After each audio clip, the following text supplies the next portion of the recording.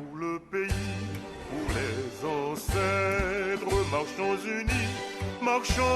unis, dans nos rangs, point de traître, du sol soyons seuls maîtres, marchons unis pour le pays, pour les ancêtres, marchons unis. Pour le pays, pour les ancêtres, pour les aïeux, pour la patrie. Pêchons joyeux, quand le chapeau défie, l'âme se fortifie. Pêchons joyeux. Nous passons à la deuxième partie de cet ouvrage, de ce résumé. Et la deuxième partie, pour ceux qui nous prennent en cours, nous rappelons que nous sommes en train de résumer l'ouvrage Nation et agriculture de Cheikh Anta Diop. Chapitre 1er, le développement des langues. La nécessité de développer les langues nationales. Il est plus facile de développer une langue nationale que de cultiver une langue étrangère. Un enseignement qui serait donné dans une langue maternelle permettrait d'éviter des années de retard dans l'acquisition de la connaissance.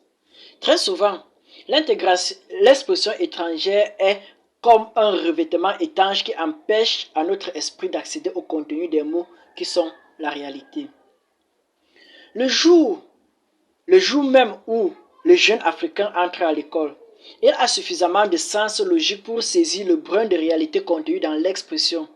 Cependant, puisqu'on a choisi de lui enseigner cette réalité dans une langue étrangère, il lui faudra attendre un minimum de 4 à 6 ans au bout desquels il aura appris assez de vocabulaire et de grammaire pour pouvoir comprendre ce qu'on veut lui enseigner. On peut concevoir que le jour où l'économie africaine sera entre les mains des Africains eux-mêmes et qu'elle ne sera plus adaptée à des nécessités d'exploitation, mais à leurs besoins, la concentration géographique s'en trouvera modifiée. Les langues de certaines régions perdront de leur importance alors que celles des autres en acquerront. Cependant, on peut déjà tenter une sélection préliminaire en s'appuyant sur des facteurs tels que les possibilités internes de la langue, la littérature écrite et orale déjà existante dans celle-ci, la prépondérance politique et sociale, le potentiel d'expansion, la densité du peuple qui la parle. La multiplicité des langues est un problème qui a été résolu ailleurs et que nous pouvons résoudre à notre tour. Le Fonds commun des langues négro-africaines facilite l'émergence d'une langue nationale. On pourrait penser que les langues européennes sont déjà devenues celles de la majorité des pays colonisés et que vouloir revenir sur cette unité linguistique embryonnaire est une régression. Cette illusion est d'autant plus grave qu'elle est partagée par beaucoup d'intellectuels. En dehors d'une minorité de population dans les villes, les langues européennes sont inconnues partout en Afrique pour la simple raison que la paysannerie n'est pas scolarisée.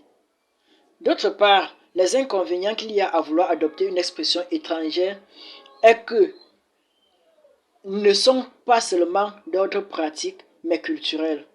On ne saurait insister suffisamment sur le fait que l'impérialisme culturel est la vis de sécurité de l'impérialisme économique. Détruire les bases du premier, c'est donc contribuer à la suppression du second.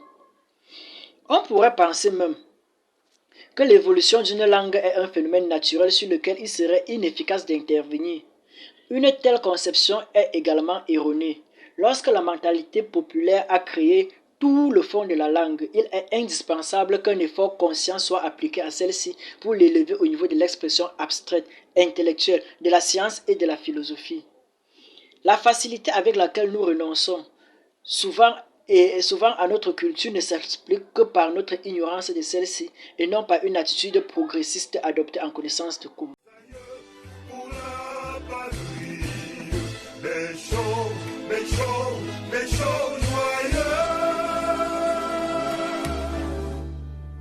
Pour les aïeux, pour la patrie.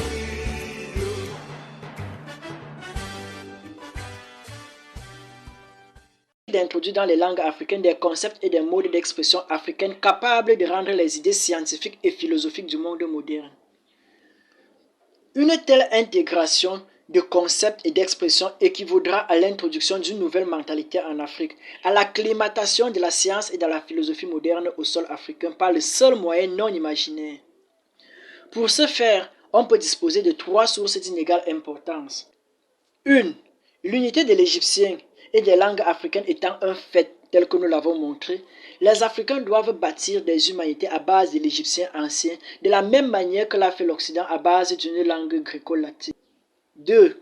Cependant, il ne faudra pas pousser l'exclusivisme jusqu'à éliminer les mots d'origine occidentale qui ont déjà acquis droit de cité dans nos langues.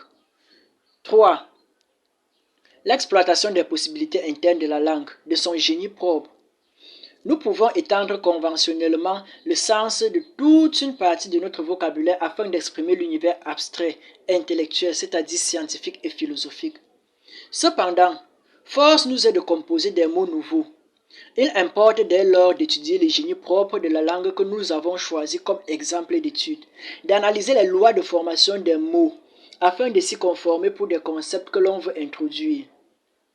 Si les termes parabole, hyperbole évoquent des idées précises dans notre esprit, c'est parce qu'on nous a habitués dès l'école et pendant des années à associer à ces termes qui à eux-mêmes ne signifient rien des définitions conventionnelles précises qui leur donnent un sens. De telles définitions sont possibles dans toutes les langues. Il suffit de les sous-entendre pour tous les concepts équivalents que nous aurons créés. Les langues africaines sont loin d'être frappées d'une pauvreté naturelle. Il suffit de leur appliquer un effort comparable à celui qui a été appliqué aux langues occidentales pour qu'elles soient au niveau des exigences de la vie moderne. Un tel développement des langues est inséparable des traductions d'ouvrages étrangers de toutes sortes, la poésie, les chants, les romans, les pièces de théâtre, les ouvrages de philosophie, de mathématiques, de sciences, d'histoire, etc. Tous ces ouvrages étrangers doivent être traduits en langue africaine, dans la langue africaine que nous aurons choisie, afin de pouvoir permettre à nos apprenants d'avoir des connaissances globales sur le monde et sur d'autres peuples également. Un tel développement de notre langue est également inséparable de la création d'une littérature africaine moderne qui sera alors nécessairement éducative, militante et essentiellement destinée aux masses. Mais cet effort de langue africaine implique par-dessus tout l'acquisition d'une discipline intellectuelle qui permet d'accepter avec le moins de résistance les néologismes indispensables.